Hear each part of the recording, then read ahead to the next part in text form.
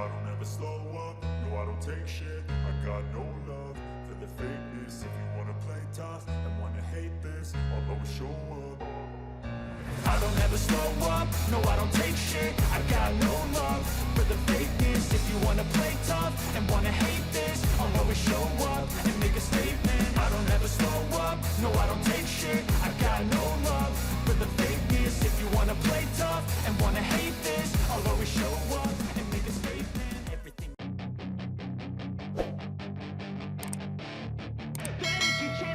Jorge Martin rebut pole position beruntun dan mematahkan rekor waktu tercepat MotoGP Malaysia di sirkuit Sepang, Sabtu, tanggal 22 Oktober tahun 2022.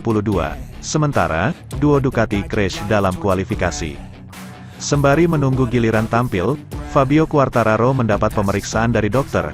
Usai crash di FP4, kemungkinan jari tengah tangan kirinya mengalami cedera sehingga diminta datang ke pusat medis setelah kualifikasi usai.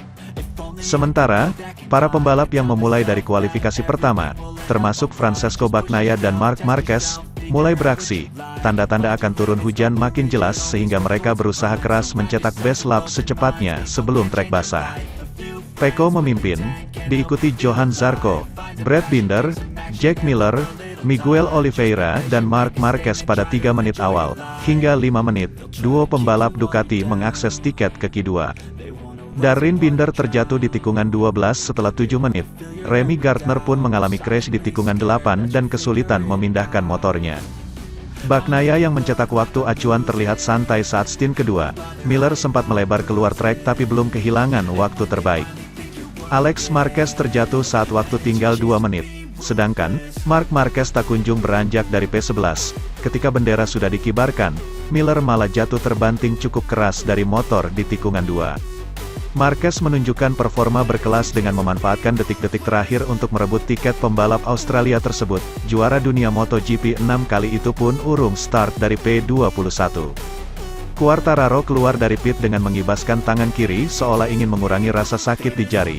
Sementara, Bagnaia mencari waktu terbaik lebih dulu dari lainnya. Luca Marini menghui posisi puncak setelah 5 menit Q2 berjalan tapi digusur Enea Bastianini. Jorge Martin tak mau kehilangan pole position berusaha mempertajam waktunya. Ia mematahkan rekor best lap sirkuit Sepang yang ditorehkan Quartararo pada 2019. Secara mengejutkan Franco Morbidelli mampu membuat Izer M1 terbang dan menghuni peringkat keempat.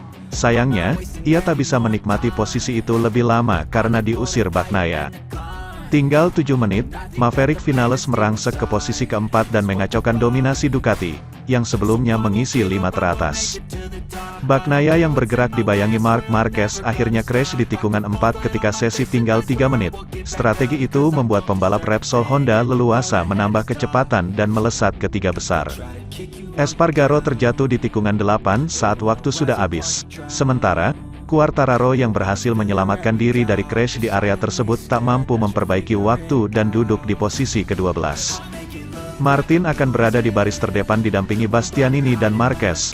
Dua rider VR46 Racing, Marco Bezzecchi dan Luca Marini start dari belakang mereka bersama Alex Rins. Bagnaia berada di baris ketiga dengan Morbidelli dan Vinales. Sementara itu, sejumlah fakta akan menjadi sorotan jika Francesco Bagnaia dapat menyegel gelar juara dunia MotoGP 2022. Akhir pekan ini, MotoGP Malaysia 2022 terselenggara di sirkuit Sepang dan menjadi match point pertama bagi seorang Francesco Bagnaia.